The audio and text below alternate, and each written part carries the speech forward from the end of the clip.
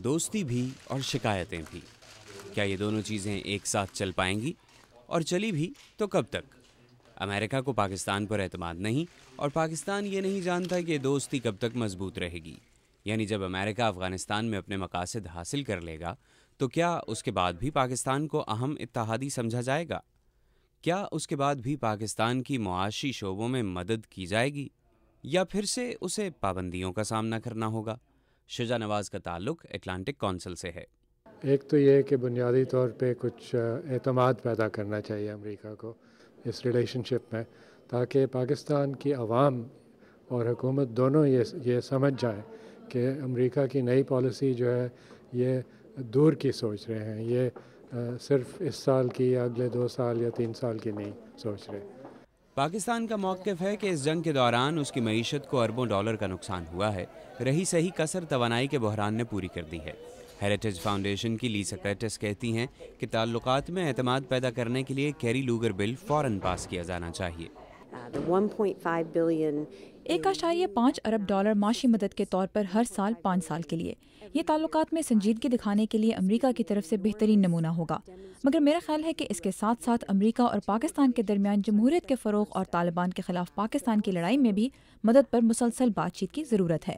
سوات میں طالبان کے خلاف شروع کیے جانے والے آپریشن کے نتیجے میں لاکھوں افراد بے گھر ہوئے ہیں، جنہیں خوراک سمیت زندگی کی بنیادی ضروریات مہیا کرنے کے لیے دیگر ممالک سمیت امریکہ نے بھی 38 کروڑ ڈالر کی امداد کا وعدہ کیا ہے، جو باقی کسی بھی ملک کے مقابلے میں زیادہ ہے۔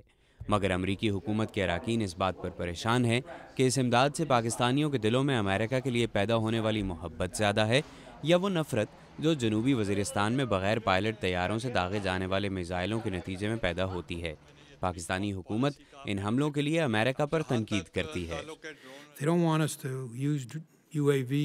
اگر وہ نہیں چاہتے کہ ہم ڈرونز کا استعمال کریں تو ہمیں بتا دیں، ہم پاکستان میں ڈرونز استعمال نہیں کریں گے اگر وہ اس کی مخالفت کرتے ہیں تو، مگر وہ بند کمروں میں تو ہمیں گرین لائٹ دیں اور پھر عوام میں جا کر ہمیں اپنی تنقید کا نشانہ بنائیں۔ میرے خیال میں اس سے پاکستانی عوام میں ہماری ساکھ کو شدید نقصان پہنچ رہا ہے۔